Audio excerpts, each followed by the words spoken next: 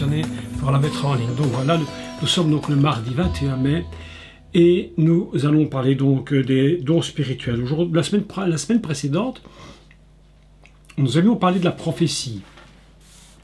La prophétie, c'est vraiment un don spirituel très, très important, parce qu'en général, lorsque j'étais jeune garçon, dans l'église où j'allais, dans la dénomination, tout ça n'existait strictement pas du tout. Donc, lorsque ma mère me conduisait de temps à autre, mais assez rarement d'ailleurs, dans une église, une petite église pentecôtiste, j'étais toujours surpris de voir des gens qui prophétisaient. Je me disais, mais qu'est-ce qu'ils font? Je ne comprenais strictement rien du tout à ce que ça pouvait être. Je n'étais pas du tout au courant. C'est seulement des années plus tard, après toutes sortes d'expériences, c'est très très difficile, très compliqué pour moi, que j'ai commencé à découvrir ce qu'était ce don de prophétie. Et le plus important, à travers tous les dons de l'esprit d'ailleurs, c'est que, comme je l'ai dit, il faut quand même encore le redire, c'est que ça demande de notre part à chacun qui désirons les dons de l'esprit, puisque Paul dit « aspirez aux dons les meilleurs ». Donc, qui aspirons à ces dons spirituels, c'est que nous avons besoin d'être totalement consacrés à ces dons. Et notre vie est une consécration totale. Par contre, il y a dans les dons spirituels des dons comme la prophétie, la parole de connaissance, parfois même la parole de sagesse, qui sont des dons plus particuliers. Et parfois, nous constatons que ces dons, malgré tout, font partie d'une unité quasiment indivisible. Celui qui est prophète, ou qui a un don de prophétie, quel que soit le niveau de son don, est quand même une personne qui a aussi une part de parole de connaissance, une parole de sagesse, mais surtout de la connaissance. Et parfois les deux se mélangent. Certains se disent véritablement des prophètes, ils ont même une carte de visite de prophète. Et puis cette carte de visite, il la montre, et puis en fait, quand vous les écoutez, c'est pas réellement de la prophétie, c'est souvent de la parole de connaissance quand c'en est. Et dans le meilleur des cas, même si ce n'était que des vraies paroles de connaissance, qui seraient d'ailleurs extraordinaires, il y a quand même une différence entre une parole de connaissance et une prophétie telle qu'elle est énoncée dans ce qu'on appelle l'Ancien Testament. Donc nous avons appris cela la semaine précédente, que si nous voulons atteindre des niveaux très élevés dans la prophétie, ou dans quelque don que ce soit d'ailleurs, il va falloir se consacrer, mais totalement. Notre vie doit être complètement consacrée à ce don, ou à ces dons. Donc ça, c'est une chose qui est totalement importante. Aujourd'hui, je voudrais vous parler donc d'un texte pour vous montrer, et on va clôturer avec ce texte-là, la prophétie que nous avions commencé, et qui se trouve dans le livre de Esdras. Le livre de Esdras est totalement intéressant, parce qu'il y a une particularité d'ailleurs, que je voudrais vous faire remarquer, c'est que la fin du livre, le début du livre d'Esdras est exactement le même que la fin du livre de 2 Chroniques. 2 Chroniques terminent par un texte et Esdras commence par le même texte. Bon, les amis, je ne sais pas si c'était volontairement fait, je n'en sais rien, en tout cas c'est assez surprenant.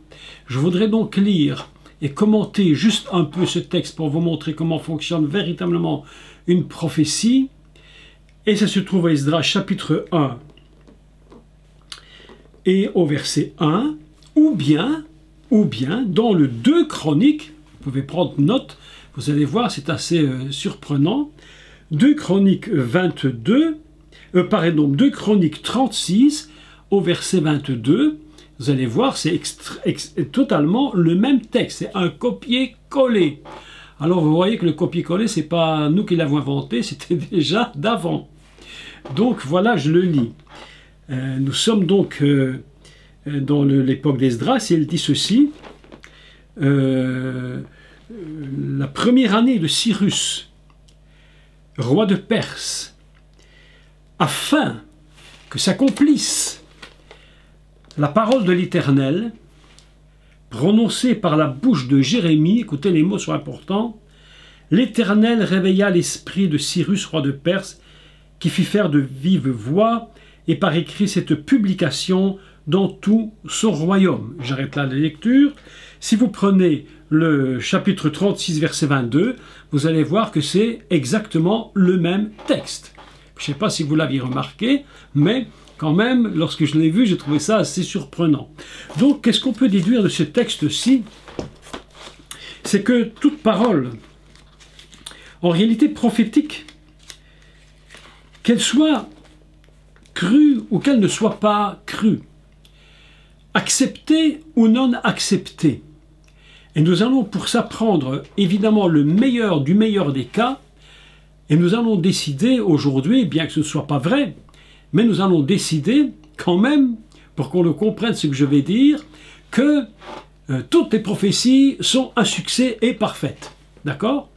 Nous partons donc du principe de la prophétie fondamentalement. Elles sont toutes bonnes, d'accord? Et on va voir comment elles fonctionnent. Donc, lorsque quelqu'un, la prophétie, comme je le dis, n'est strictement pas faite pour être systématiquement crue, la prophétie est faite d'abord pour être dite. Lorsque j'étais jeune, je vous avais expliqué la semaine précédente que j'avais demandé à Dieu le don de prophétie.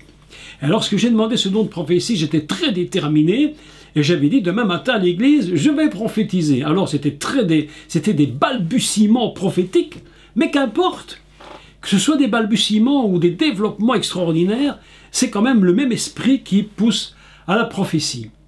Et les années ont passé, je continuais de prophétiser, etc. Et puis j'ai compris une chose, c'est que parfois, et j'étais très très blessé pendant une période de ma vie, au sujet de la prophétie. Pourquoi j'étais très blessé? Parce que le Seigneur me parlait vraiment. J'avais passé du temps dans le jeûne, dans les prières, je m'étais consacré dans le jeûne pendant des semaines entières de jeûne, j'avais passé 40 jours dans le jeûne, la prière, j'étais un homme et je suis toujours, mais comme à ce niveau-là, au niveau du temps, c'est quand même été différent, mais là j'étais consacré et j'avais des paroles prophétiques que je donnais à l'église. Et à chaque fois, ça me fait un peu rire parce que vraiment avec les années je me dis vraiment comment les choses peuvent être incroyables. À chaque fois que je parlais prophétiquement sur l'église ou sur des sujets, à chaque fois on ne m'écoutait jamais. On me faisait taire à la limite. Personne ne s'intéressait, ça ne les intéressait pas. J'étais l'illustre inconnu qui parlait et qui n'avait rien à dire et surtout qui n'aimait surtout pas écouter dire quelque chose. J'étais extrêmement frustré. Et des années entières, des années mes amis, des années entières, j'étais un homme extrêmement blessé. Parce que je me disais, mais pour qu'ils me prennent cette bande-là? Mais excusez-moi de parler clair, mais je me disais, mais qu'est-ce que c'est cette bande-là qui veulent même pas écouter le minimum? Alors un jour, j'étais dans une réunion. Et dans cette réunion, c'était assez incroyable parce que un monsieur que je ne connais pas du tout, je ne sais pas comment il s'appelle, je ne saurais même pas dire son nom, vient je crois, de Nouvelle-Zélande, si je ne me trompe pas, si j'ai bonne mémoire. Il rentre dans l'église. Évidemment, lui, il était appelé prophète, donc le monsieur est invité, il arrive à l'église. Et puis, devant la foule entière, ce monsieur se met à prophétiser exactement les mêmes choses que j'avais dit et qu'on n'écoutait pas. Alors là, j'étais vraiment, mes amis, blessé à l'extrême. Blessé à l'extrême. Parce que je me dis, mais comment se fait-il que moi, je le dis, on ne m'écoute pas, l'illustre inconnu vient on ne sait d'où, il arrive, il fait passer ce qu'il dit, tout le monde l'écoute et tout le monde applaudit. Ah, j'étais frustré. Ah, vraiment, je vous dis, ça s'appelle de la frustration profonde. Alors les années ont passé. Pourquoi je vous explique ça? C'est pas pour vous expliquer mes déboires avec l'Église, pas du tout. Aujourd'hui, tout ça est fini et terminé. Il y a un jour, je priais et j'étais mal. Et je disais, Seigneur, mais écoute ça, regarde-les. Moi, je dis, m'écoute pas. Le type passe, tout le monde l'applaudit, on l'écoute. Mais je dis, mais qu'est-ce qui se passe? Et les années passent, j'étais vraiment agacé. C'est bon, on peut être agacé dans l'église, hein, ça peut nous agacer. Et j'étais là, vraiment blessé. Tout d'un coup, une voix est venue dans mon esprit. Écoutez, et maintenant, c'est tout le secret de la prophétie que je vais vous dire. Quand Dieu nous parle, une seule parole qui nous dit peut nous guérir. Il ne suffit pas de faire des impositions des mains, taralali, tralala et tout ça, non, non. Une seule parole du Seigneur peut nous guérir parce qu'elle va nous révéler quelque chose, une vérité, et c'est la vérité qui nous libère. Et moi, j'étais un homme extrêmement frustré pendant des années à cause de cela. Parce que vous savez une chose, mes amis, et je crois que peut-être certains d'entre vous avaient compris ça, c'est que lorsque vous êtes capable et qu'on ne reconnaît pas vos capacités, c'est quelque chose qui est très très blessant. D'ailleurs, la Bible dit une chose dans le livre des Proverbes, elle dit que si le pauvre a des paroles de sagesse et qu'il les dit, personne ne s'en intéresse. Pourquoi? Parce qu'il est pauvre. Alors que probablement, il avait peut-être plus de sagesse que le riche, mais comme il est pauvre, on ne s'intéresse pas à lui, on lui dit c'est un pauvre, on n'a rien à voir avec lui, on ne peut pas écouter le riche. Vous avez vu comment ça fonctionne? C'est le roi Salomon qui le dit, pas moi, c'est lui qui le dit. Il avait compris cela. Donc, la parole de Dieu, c'est vient à moi. Et cette parole, tout à coup, me dit quelque chose. Elle me libère, cette parole. Vous savez ce qu'elle me dit? Très très fortement en mon esprit. Elle dit, je ne t'ai pas demandé de prophétiser pour être cru, je t'ai demandé de prophétiser pour parler. Parce que la prophétie, je ne demande pas qu'on la croie, je demande qu'on la dise. Alors j'étais choqué, je réfléchis, je me dis, mais qu'est-ce que c'est que ça? Donc on me demande, tu me dis que si les gens ne me croient pas, ça n'a aucune importance, tant pis s'ils ne me croient pas, mais tu me demandes de prophétiser parce qu'il faut que je la dise. Et j'ai compris le secret extraordinaire et immense secret de la prophétie. Et c'est ce qui est écrit ici dans le texte que nous venons de lire. Et je voudrais, pour me consoler de tout ce vieux passé, la relire et vous expliquer encore une fois. La première année de Cyrus, roi de Perse, afin que s'accomplisse, écoutez-moi, afin que s'accomplisse la parole prononcée par la bouche de Jérémie. Et, mes amis, si quelqu'un, on n'a pas voulu l'écouter et le croire, c'était Jérémie. Mais Dieu ne lui a pas dit, il faut qu'on te croie. Il a dit, il faut que tu parles. Pourquoi? Parce que c'est parce qu'il a parlé que la parole a traversé le temps. Et que cette parole qui traverse le temps touche un jour sa cible. Même si on ne te croit jamais, même, et je prends le meilleur des cas, que toutes tes prophéties sont des bonnes prophéties, que tu n'as jamais fait d'erreur, que j'en ai jamais fait non plus, nous avons prophétisé, nous avons parlé de la bouche de Dieu. Dieu dit, mais je ne te demande pas qu'on te croie, je ne te demande pas qu'on t'applaudisse, je ne te demande pas qu'on se mette à tes genoux en disant que tu es un grand prophète, je ne te demande pas que d'avoir une carte de visite, je ne te demande rien. Je te demande qu'une chose, c'est de dire ce que je te dis de dire, parce que la prophétie n'est pas faite pour être crue, elle est faite pour être dite. Et puis si elle est crue, tant mieux, et si on ne la croit pas, tant pis, mais en attendant, il faut que tu parles, et c'est parce que Jérémie avait parlé qu'un jour cette parole a touché le cœur de Cyrus, un roi que Jérémie ne connaissait probablement même pas, mais lorsqu'il a touché le cœur du roi, alors le roi fait une déclaration extraordinaire. Ainsi parle Cyrus, roi des Perses, l'Éternel Dieu des cieux m'a donné tous les royaumes de la terre et il m'a commandé de lui bâtir une maison à Jérusalem, mes amis. Ah là, quand j'ai lu ce texte, mes amis, quand j'ai lu ça, j'ai compris qu'en finalité, qu'importe si je suis propre, si je ne suis pas, je ne vais pas dire une bêtise, je ne vais pas dire prophète dans mon pays, parce que nul n'est prophète dans son pays, c'est qui est faux d'ailleurs. On peut être prophète dans son pays, mais on n'est pas accepté comme prophète, donc c'est pas la même chose. Mais on peut être prophète dans son pays, même si on ne te croit pas. Mais nul prophète n'est reconnu dans son pays, ok. Mais c'est parce que Jérémie avait parlé, parce qu'il a osé parler de la bouche de l'Éternel et qu'il a prophétisé, que sa parole a touché, mais immédiatement, le cœur de Cyrus lorsqu'elle a traversé le temps.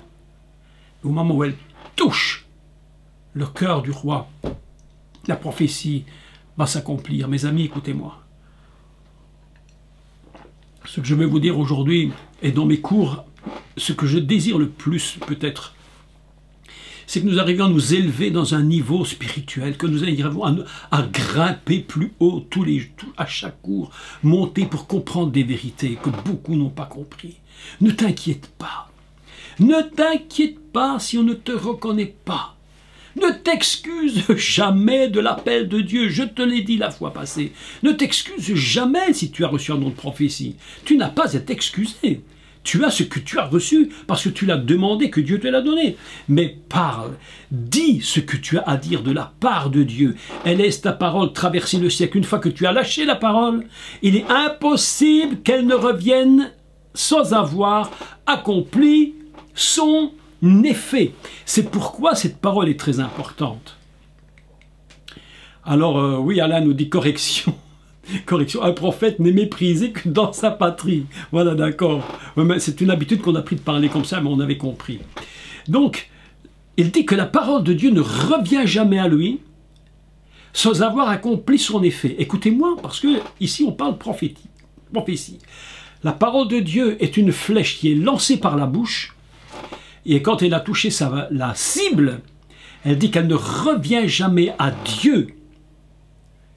Donc la prophétie, c'est une parole qui va, elle vient de Dieu, elle est prononcée par nous, elle fait son effet, elle remonte à Dieu. Ça, c'est la prophétie. Et Dieu voit cette parole et il dit, voilà, ce que j'avais prophétisé par la bouche de mon serviteur ou de ma servante, c'est accompli.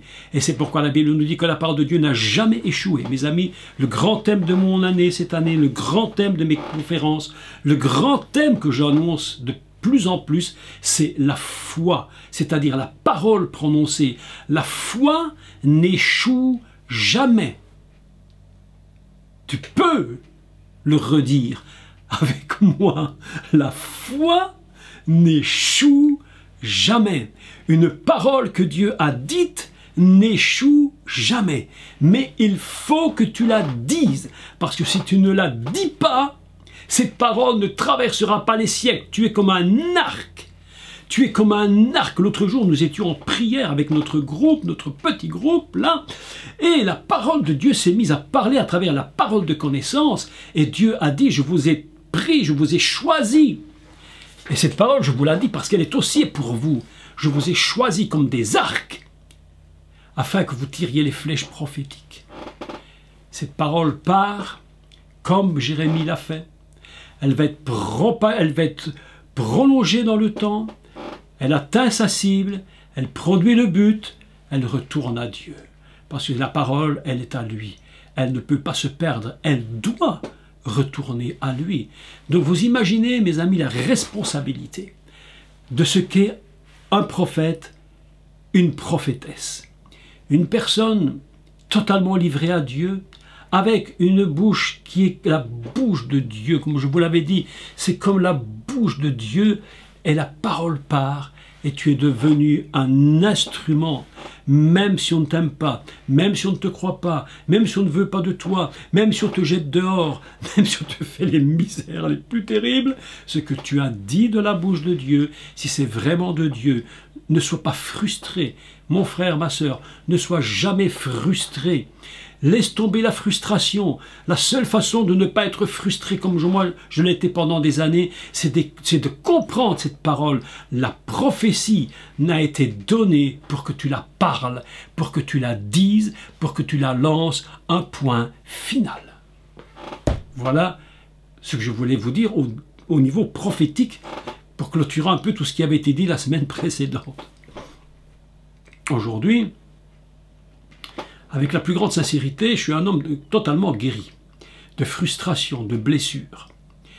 Vous savez, c'est dur pendant 10, 15, 20 ans, 30 ans, 40 ans d'être rejeté. Encore maintenant, beaucoup de personnes ne veulent même pas m'entendre, ni me voir. Si j'ai, entre guillemets, pour eux, pas pour moi, pour eux, le malheur de parler de quelque chose qu'ils ne comprennent pas, tout de suite les portes se ferment. Et je me suis dit souvent, mais combien ça peut être blessant. Mais aujourd'hui, je vous annonce une vérité qui va vous guérir si vous êtes dans cette situation.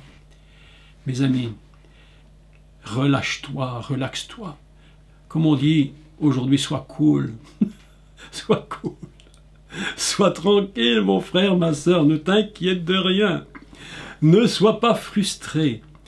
La seule chose qui te fait vivre, la seule chose qui te fait du bien, c'est de savoir qui tu es.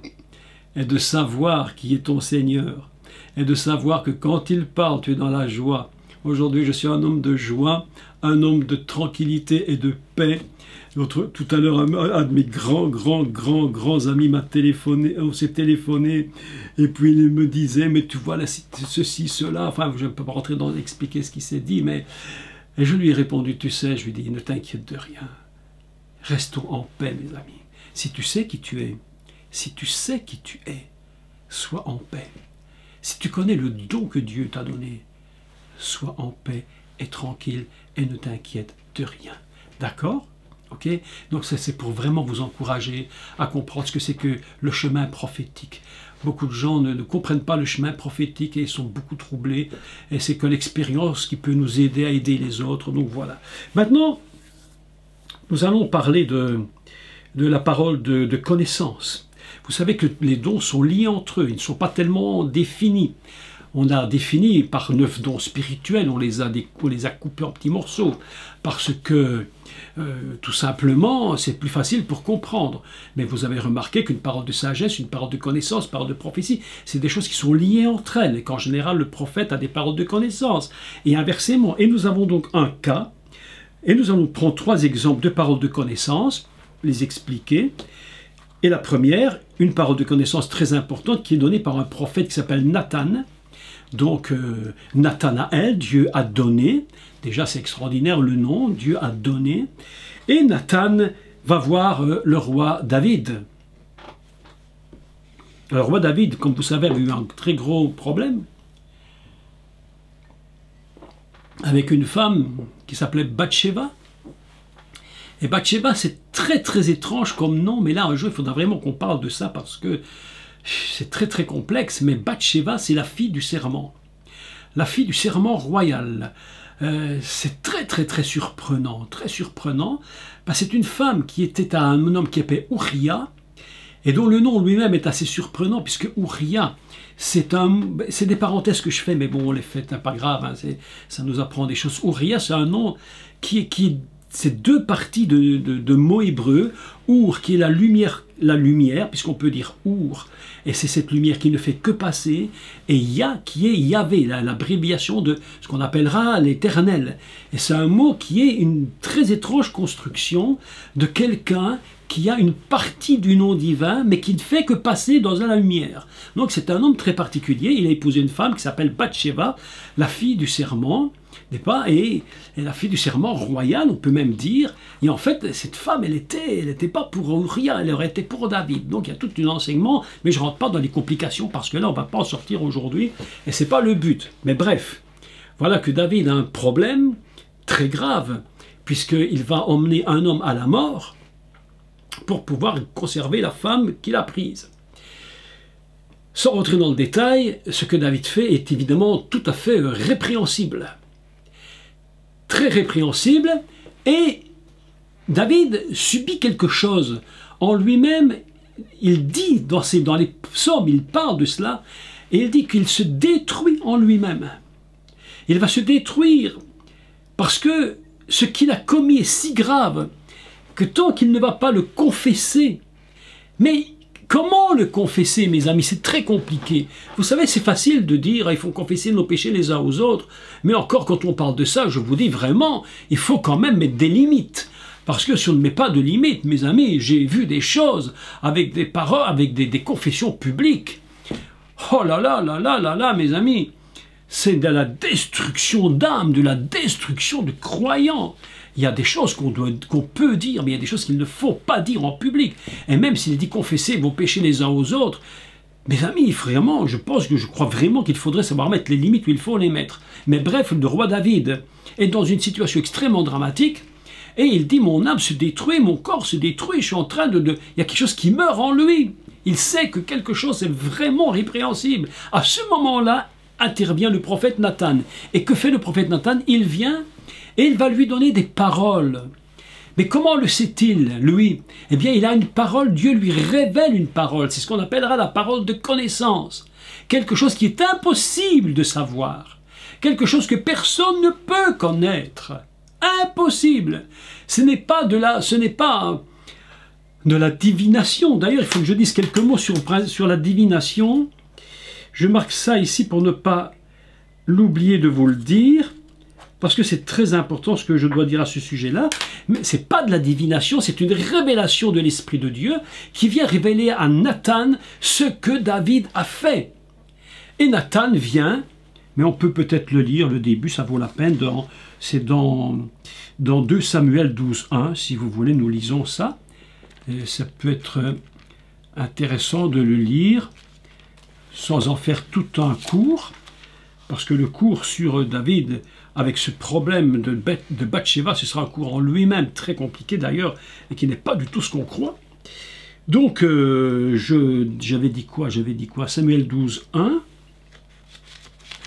Samuel 12:1. Voilà, l'Éternel envoya Nathan vers David, et Nathan vint à lui, et lui dit: il y avait dans une ville 2 hommes, l'un riche, l'autre pauvre, et il va lui expliquer une petite histoire. Alors c'est tout à fait incroyable, parce que, vous savez, non mais, écoutez, la parole de connaissance, il faut être très prudent avec. Je vais vous dire la vérité, il faut être très prudent. Parce que, il y a des gens, ils viennent, ils vont vous sortir une truc, mais pas possible. Ils vont vous sortir, hein, mais peut-être même une révélation, même dans le meilleur des cas, mais ils vont vous la sortir, mais avec une telle violence, que celui qui la reçoit, plutôt d'être guéri, il est complètement détruit. Alors, je pense que l'Éternel, Dieu, est quand même assez, oui, très bon et plein d'amour. Et Nathan, il vient près de David, et écoute, il dit: roi, écoute, il faut que je t'explique une petite histoire. Et David, à travers cette parole de connaissance, se rend compte que Dieu savait, il sait. Mes amis, Dieu sait tout, il voit tout, il comprend tout, il sait tout. Avant même que nous ayons ouvert la bouche, il sait que nous allons l'ouvrir. Avant même que vous fassiez, avant même que je fasse, il sait ce qu'on va dire, ce qu'on va faire.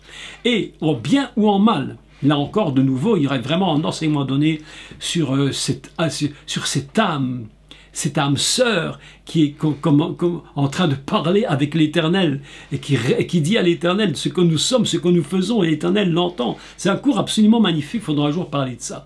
Donc, la parole de connaissance vient, et avec une telle intelligence divine, un tel amour divin, le prophète Nathan va lui révéler ce qui s'est produit.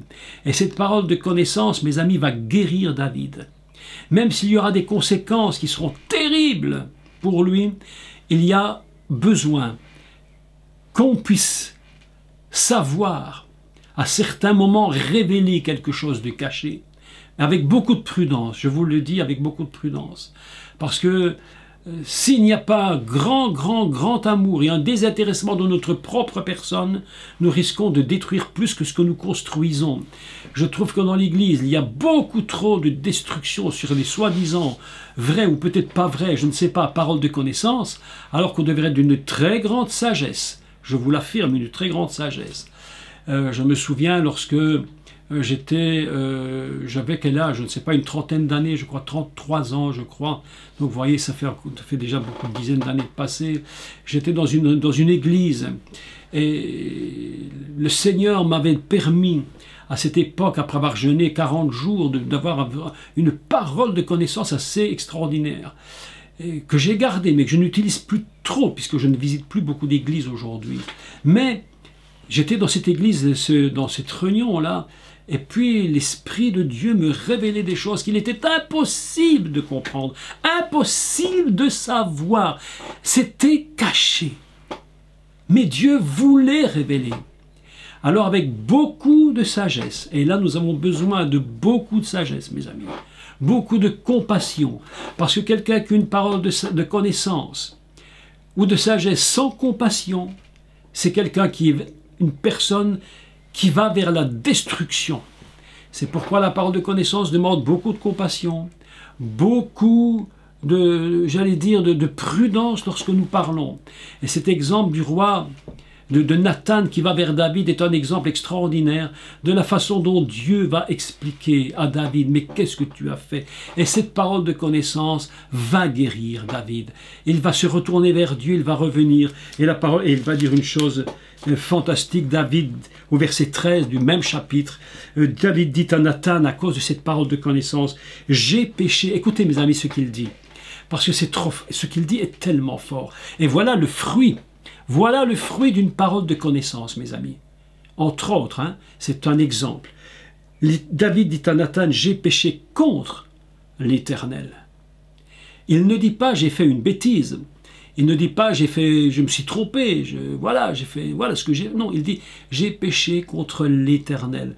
Mes amis, beaucoup de chrétiens aujourd'hui ont besoin de comprendre que les péchés, c'est contre Dieu qu'on les fait. Avant de les faire contre nous ou contre d'autres, d'abord c'est Dieu que l'on touche. Et voilà ce que la parole de connaissance révèle.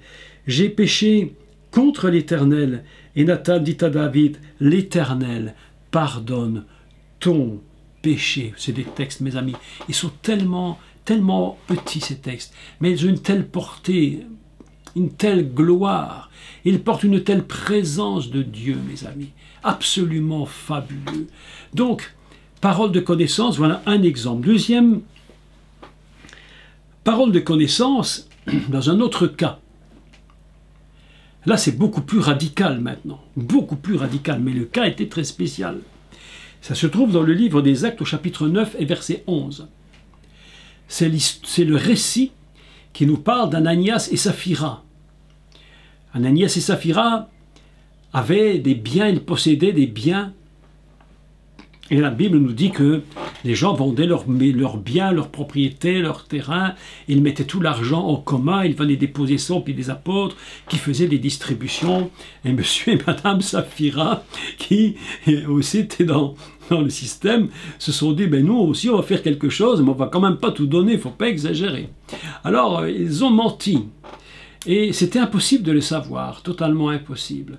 Mais lorsqu'ils se présentent devant l'apôtre Pierre, tout à coup l'Esprit du Seigneur révèle à Pierre quelque chose, et il lui dit, écoute, voilà ce qu'ils ont fait. Et Pierre se tourne vers eux et leur dit, pourquoi avez-vous fait cela? Ça vous appartenait. Vous n'étiez pas obligé de tout donner. Vous pouvez donner une partie, on ne vous a pas demandé de tout donner. Mais pourquoi avez-vous menti? La parole de connaissance est là. Le niveau de l'Église, le niveau des croyants en Yeshua, à ce moment-là, avait atteint un tel niveau. Les disciples étaient arrivés à une telle présence de l'Esprit de Dieu, que la moindre chose qui aujourd'hui paraît complètement, mais je dirais quasiment, mais sans aucun intérêt, aucun intérêt.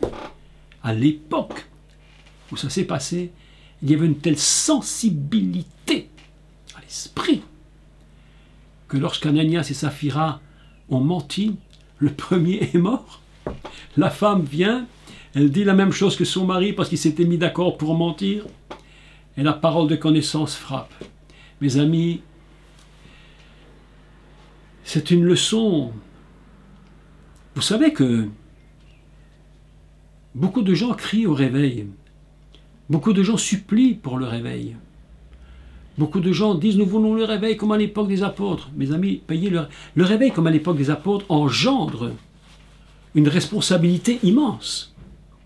Parce que si nous voulons le réveil comme à l'époque des apôtres, ce qui en soit une chose magnifique, il faudra aussi que nous subissions les mêmes choses qu'à l'époque des apôtres.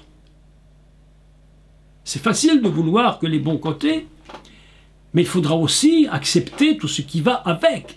Et le cas d'Ananias et Saphira, s'il est dans la Bible, c'est pour nous dire, faites très attention, vous voulez le réveil. Mais lorsque la parole de connaissance aura atteint un tel niveau, faites attention à la manière dont vous vous comportez. L'exemple ici était absolument terrifiant. Donc vous voyez que la parole de connaissance, elle a un niveau absolument puissant. Ce n'est pas une parole simplement « j'ai appris de quelque chose ». Et je voulais vous dire ceci aussi, écoutez, au sujet justement de la divination. Parce que la parole de connaissance, c'est pas de la divination, pas du tout, du tout. Ça n'a rien à voir. Et il se pose parfois des problèmes dans l'Église. Peut-être vous avez constaté cela, peut-être pas, je ne le sais pas. Mais moi j'ai remarqué que des personnes qui viennent à l'Église et qui étaient eux-mêmes des gens qui étaient dans la divination avant de se convertir, ils avaient des comportements, ils avaient donc des comportements, ils donnaient des paroles aux gens, des choses qu'ils entendaient, mais tout cela était fait avec l'esprit du diable.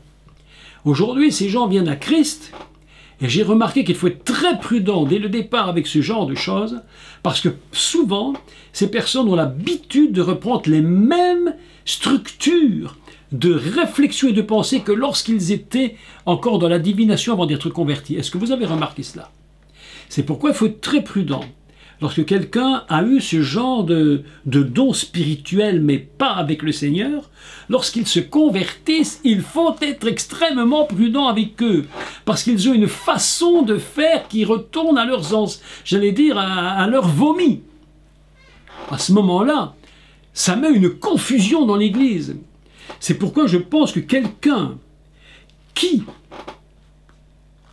a eu dans sa vie ce genre de pratique, lorsqu'il vient dans l'Église, il me semble, je ne suis pas pasteur, mais il me semblerait que moi, si j'étais moi-même là, je demanderais à ces gens de ne pas parler avant très longtemps.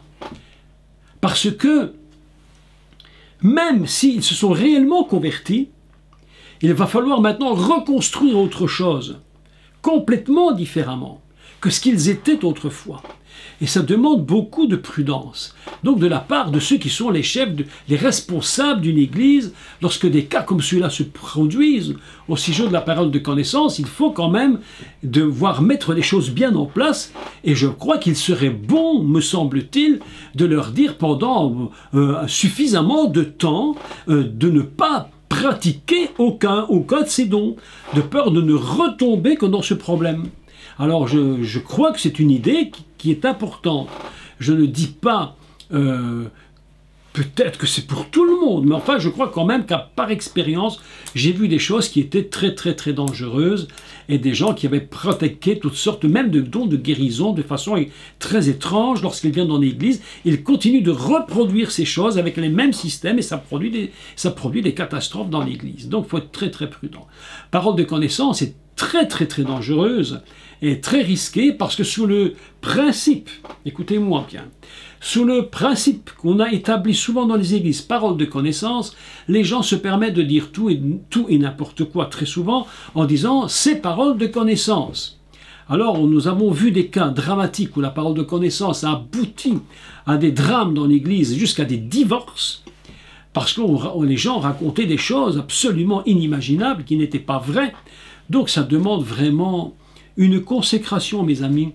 Prophétie, parole de connaissance, parole de sagesse, ça demande une consécration où la personne qui va pratiquer ces dons doit totalement être livrée à Dieu, absolument, mais totalement. Il ne doit y avoir dans ces personnes aucun esprit de rancune. Il ne doit y avoir dans ces personnes absolument rien du tout qui puisse influencer leurs paroles prophétiques ou paroles de connaissance. On ne prophétise pas, on ne donne pas des paroles de connaissance sur des ressentis que nous avons.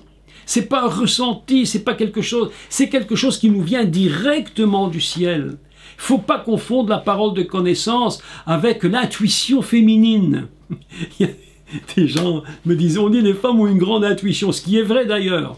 Ce qui est vrai d'ailleurs, les femmes ont une plus grande intuition que les hommes, c'est quelque chose qui est dans leur caractère. Bon, la femme elle a plus vite compris quelque chose, l'homme il va plus vite dans le mur.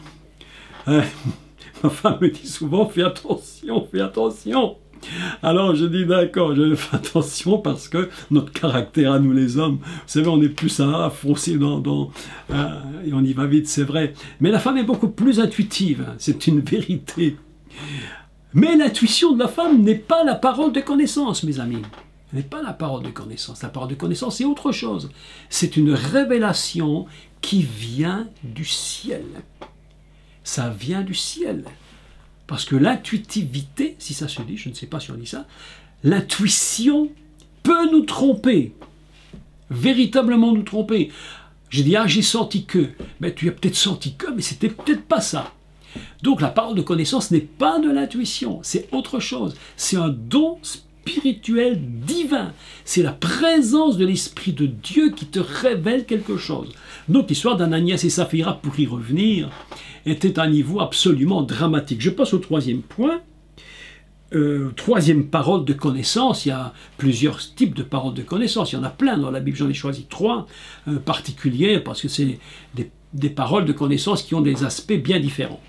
La troisième, c'est Paul dans Acte 27 et au verset 10. Paul va donc il va partir sur le bateau, et je crois pour monter à Rome, si je ne me trompe pas, et puis Paul dit, écoutez, voilà, c'est très dangereux, parce que voilà, je sais que Dieu m'a révélé qu'il y aurait une catastrophe, il y aurait une tempête terrible, et voilà, donc, parole de connaissance, on n'écoute pas. Puisqu'on n'écoute pas, bon, mais ils partent, et puis ce que Paul a dit s'accomplit. Et puis Paul dit, mais voilà ce qu'il faut faire, une autre parole de connaissance, faites ceci, faites cela, et relisez le texte, je ne rentre pas dans toute l'histoire.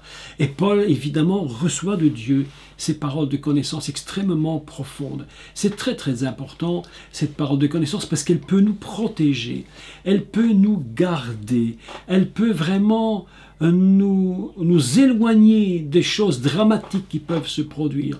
Vous imaginez quelle communion il faut avec l'Esprit du Seigneur, comment nous devons être enfermés dans sa présence, mes amis, enfermés dans le cœur de Dieu.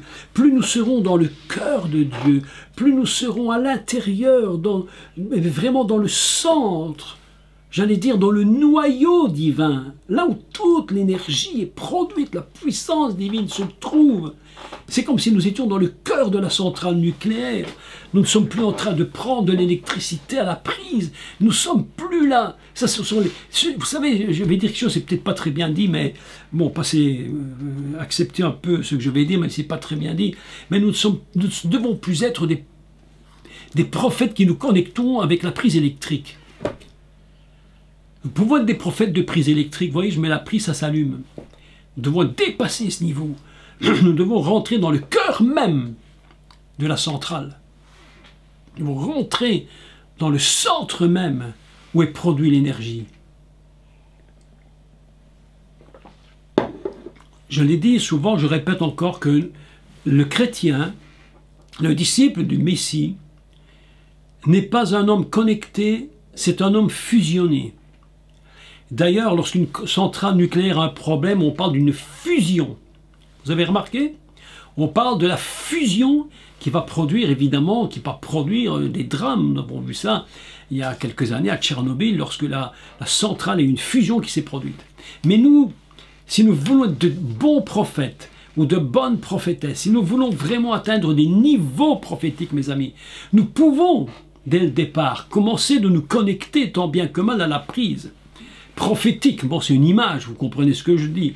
Mais la réalité est beaucoup plus grande que ça. Nous devons absolument nous tenir à l'intérieur du noyau, dans le cœur de Dieu, parce que c'est de là que va partir véritablement la prophétie la plus profonde. Je me suis dit, mais comment Jérémie, comment Isaïe, comment Amos, comment ces prophètes avaient une capacité extraordinaire de dire des choses, mais que personne ne pouvait savoir.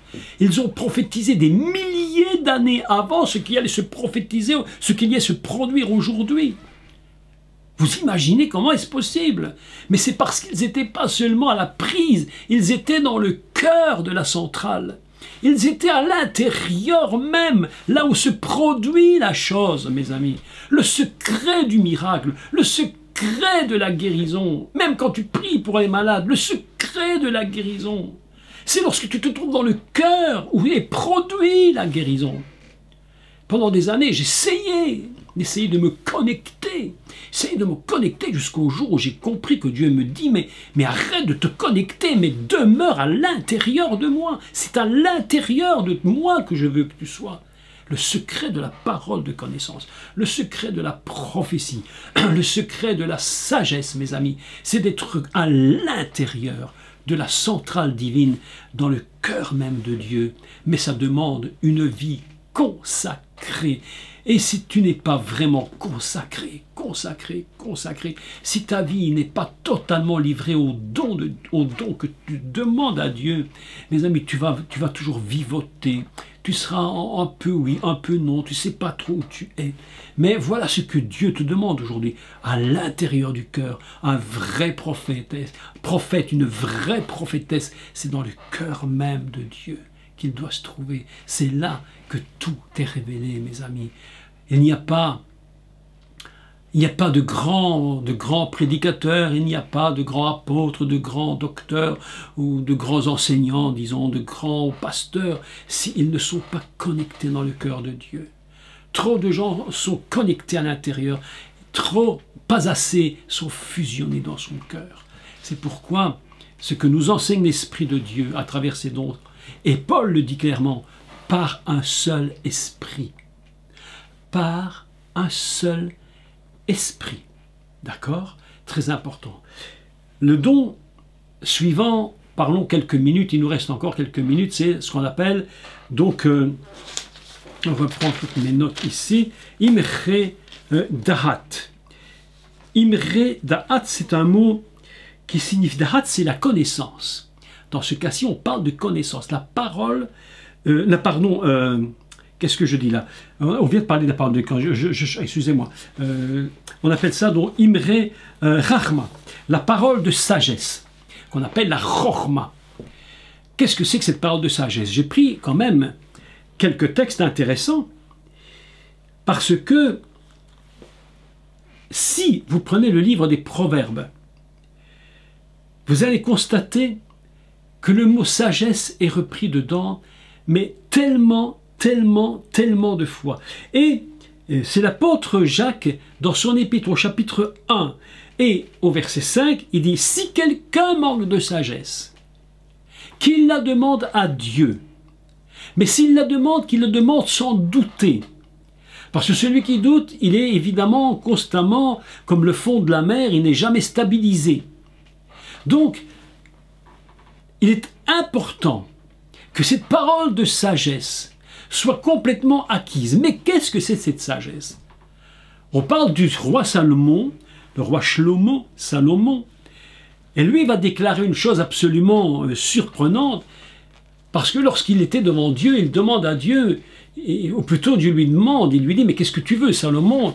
Et Salomon aurait pu dire « Écoute-moi la richesse, donne-moi... » Et Salomon, non, très sagement, il va vers Dieu et lui dit « Écoute, donne-moi la sagesse pour diriger ton peuple. » Vous savez, mes amis, c'est la plus grande des prières qui n'ait jamais été faite. Je crois que pour diriger un peuple comme Israël, ou quel que soit le peuple, ou un groupe, ou une dénomination, une église, enfin comment vous l'appelez comme vous voulez, la plus grande chose fondamentalement qu'il nous faut, c'est beaucoup de sagesse.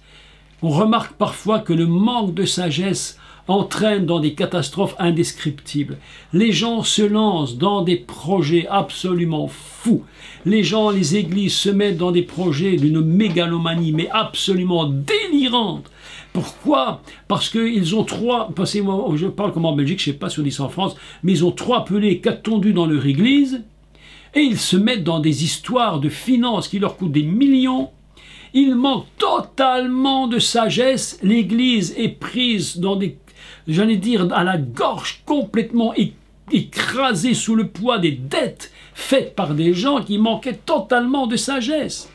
Aujourd'hui, je crois que le temps, mes amis, c'est mon opinion, je ne sais pas ce que vous allez penser, je crois que le temps aujourd'hui est venu, ou plutôt est en train de se mettre en place, où il est préférable, à mon avis, selon les temps qui courent, d'avoir beaucoup de petites églises partout dans les maisons, que de se lancer dans des dettes pour des millions et des millions et des millions, alors qu'on met les dettes sur la tête des chrétiens.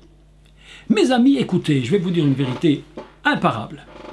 Si quelqu'un dans une église a une vision réellement de Dieu, d'accord, et que pour faire quelque chose qui coûte extrêmement cher, ok, mais que cette personne le fasse par sa foi, mais qu'elle ne mette pas de pression sur l'église, parce qu'à un moment donné, l'église sera tellement sous pression financière que l'église va littéralement éclater en milliards de morceaux. Les gens vont quitter, ils ne pourront plus supporter. Ce que j'ai vu depuis des années, par rapport à ce manque de sagesse est tellement dramatique que j'ai vu des églises mais littéralement se détruire sur des choses mais absolument impensables, mes amis. Mais qu'est-ce qu'ils ont à vouloir construire des églises qui vont coûter des centaines de milliers d'euros, alors qu'ils ont 3 à 4 personnes le dimanche, peut-être 10 ou même 20 ou même 50, mais ça s'appelle un manque de sagesse évidente. Et le roi Salomon va dire une chose absolument fantastique. Le roi Salomon va dire, j'ai demandé la sagesse à Dieu. Alors, lorsque j'étais un jeune homme, je lisais ce texte. Et puis je me disais, mais moi aussi je veux la sagesse. Donc je priais. Et je disais, oh mon Dieu, donne-moi ta sagesse. Demain matin, je vais me lever. Et demain matin, tu m'auras donné ta sagesse. Alors le matin, je me levais. Et puis, catastrophe, évidemment, puisque j'étais toujours le même bonhomme. Et je me suis dit, mais qu'est-ce que c'est que cette sagesse? Comment on peut acquérir la sagesse? Et le roi Salomon dit une chose absolument formidable. Il a dit, j'ai demandé la sagesse, il a dit, et c'était très fatigant pour pouvoir l'obtenir et pouvoir la gérer. Salomon dit, c'est très fatigant, mes amis. Un don spirituel demande beaucoup d'engagement. La sagesse nous demande énormément d'engagement. On dit, une parole qui vient de Dieu, c'est très bien une parole de sagesse. Elle vient du ciel. Ok, d'accord, mais lorsque tu l'as, ça te demande beaucoup de travail. Un don spirituel demande énormément de travail. Et le proverbe 3, lisons un peu le proverbe. Vous voulez prendre le proverbe? Prenez le proverbe 3. Ça vaut la peine de le lire, il est très intéressant au sujet de la sagesse.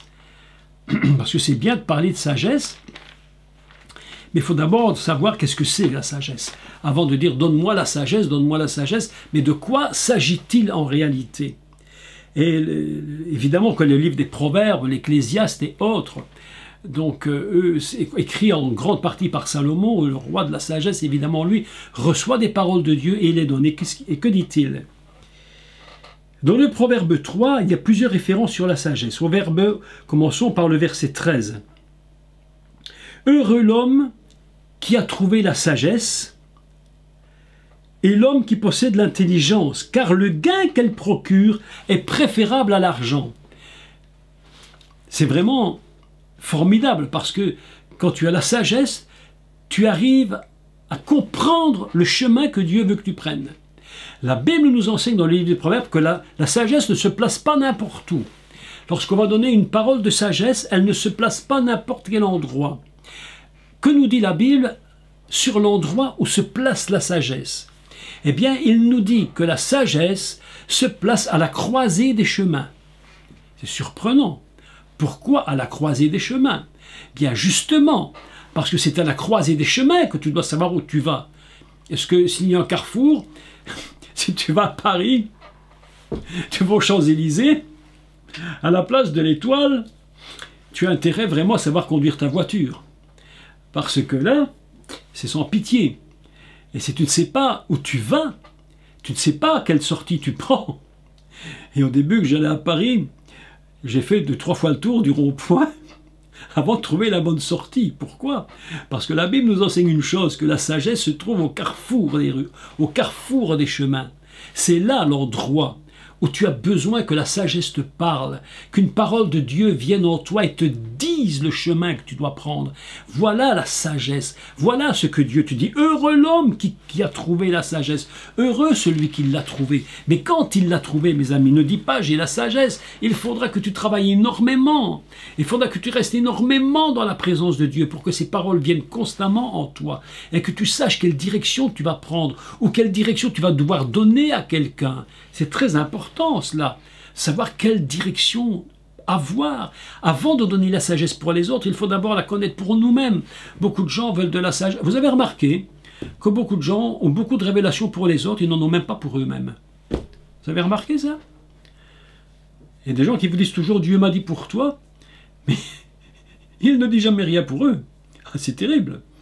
Alors avant de me dire ce que tu veux me dire, commence par me montrer que toi-même tu es un homme ou une femme sage. Et lorsque tu auras acquis la sagesse de Dieu, pour toi-même et que tu sauras comment te diriger quand tu seras au carrefour de la route. J'ai compris que c'était très fatigant et que ça demandait beaucoup de travail lorsque nous sommes dans la vie. Vous avez remarqué qu'à certains moments, on se pose des questions à savoir, mais qu'est-ce que je dois faire? Quel chemin dois-je prendre? Quelle direction prendre pour ma vie? Combien de gens ne nous écrivent pas sur Internet en nous demandant, mais je ne sais pas ce que je dois faire. Je suis arrivé à un tel moment de ma vie, mais je ne sais pas comment je dois me diriger. Qu'est-ce que je dois faire? Combien de gens ne savent pas? Ils n'ont pas cette capacité de comprendre. Ils n'ont pas cette sagesse parce que au carrefour de leur route, il leur manque ce don. C'est pourquoi il faut que nous puissions vraiment être toujours à l'écoute, apprendre à écouter la voix. Et le psaume 3, donc le psaume 3 nous dit au verset 17, écoutez, c'est extraordinaire. Écoutez le verset 18, pardon.